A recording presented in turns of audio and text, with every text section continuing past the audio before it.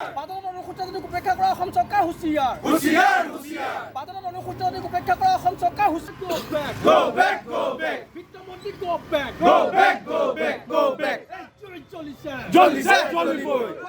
সংগ্ৰাম চলিছে অনুসূচিত জাতিক উপেক্ষা কৰা অসম চৰকাৰ যোৱাকালি বিধানসভাৰ মজিয়াত বাজেট উত্থাপন হোৱাৰ লগে লগে কেইবাটাও দিশ উন্মোচিত হ'ল। আমি এটা কথা পৰিলক্ষিত কৰিলোঁ যে উক্ত বাজেটৰ দ্বাৰা অসমৰ যিসকল আচলতে খিলঞ্জীয়া ভূমিপুত্ৰ অনুসূচিত জাতিৰ লোক আছে তেওঁলোকক সম্পূৰ্ণৰূপে উপেক্ষা কৰা হৈছে, তেওঁলোকৰ অধিকাৰ সৰবৰাহ কৰা হৈছে।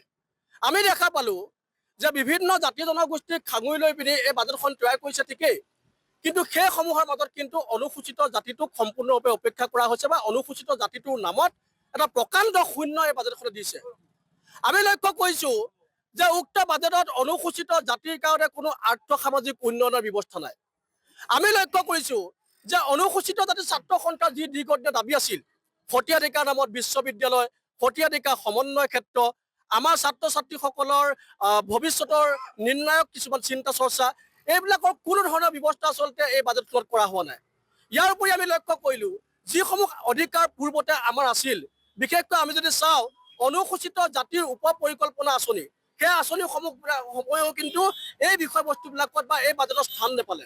কেৱল কিমানেই নহয়, অনুসূচিত জাতিৰ পূৰ্বতে থকা অধিকাৰ বহুখিনি আচলতে সৰবৰাহ কৰা হৈছে। অনুসূচিত জাতিৰ মাছমৰীয়া লোকসকলৰ কাৰণে যথাযোগ্য ব্যৱস্থা গ্ৰহণ কৰা নাই। অনুসূচিত জাতিৰ যিসমূহ হাতী খোৱা মানুহ আছে সেইসকলৰ কাৰণে যথাযোগ্য ব্যৱস্থা গ্ৰহণ কৰা নাই। অনুসূচিত জাতিৰ ছাত্ৰ ছাত্ৰীসকলৰ কাৰণে ব্যৱস্থা গ্ৰহণ কৰা নাই। অনুসূচিত জাতিৰ যিসকল নিবনুৱা আছে, নিবনুৱাসমূহৰ পুনৰ সংস্থাপনৰ কাৰণে বা নিবনুৱাসমূহৰ সংস্থাপনৰ ব্যৱস্থা কোনো ধৰণৰ গ্ৰহণ কৰা নাই। আৰু এইবিলাকৰ পৰা এটা কথা স্পষ্ট হয় যে এই চৰকাৰখন সম্পূৰ্ণৰূপে অনুসূচিত জাতিৰ বিৰোধী। আৰু এই চৰকাৰখনক প্ৰতি আমাৰ অনুসূচিত জাতিৰ বহুকেইটা প্ৰশ্ন আছে আৰু সেই প্ৰশ্নকেইটা উত্থাপন কৰিয়েই আজি আমি এই প্ৰতিবাদী কাৰ্যসূচী হাতত লৈছোঁ। আৰু আমি মনত ৰাখিম যে তেওঁলোকে আমাক এই বাজেটত যি আচলতে উপেক্ষা কৰিলে, অনুসূচিত জাতিৰ ৰাইজে 2024 ইয়াৰ প্ৰত্যুত্তৰ দিব আৰু এই প্ৰত্যুত্তৰ গ্ৰহণ কৰিবলৈ এই বিজেপি চৰকাৰখন সাজু হৈ থাকক। যোৱাকালি বিধানসভাৰ মজিয়াত বাজেট উত্থাপন হোৱাৰ লগে লগে কেইবাটাও দিশ উন্মোচিত হ'ল। আমি এটা কথা পৰিলক্ষিত কৰিলোঁ যে উক্ত বাজেটৰ দ্বাৰা অসমৰ যিসকল আচলতে খিলঞ্জীয়া ভূমিপুত্ৰ অনুসূচিত জাতিৰ লোক আছে তেওঁলোকক সম্পূৰ্ণৰূপে উপেক্ষা কৰা হৈছে, তেওঁলোকৰ অধিকাৰ সৰবৰাহ কৰা হৈছে। আমি দেখা পালোঁ যে বিভিন্ন জাতি জনগোষ্ঠীক সাঙুৰি লৈ পিনি এই বাজেটখন তৈয়াৰ কৰিছে ঠিকেই, কিন্তু সেইসমূহৰ মাজত কিন্তু অনুসূচিত জাতিটোক সম্পূৰ্ণৰূপে উপেক্ষা কৰা হৈছে বা অনুসূচিত জাতিটোৰ নামত এটা প্ৰকাণ্ড শূন্য এই বাজেটখনে দিছে।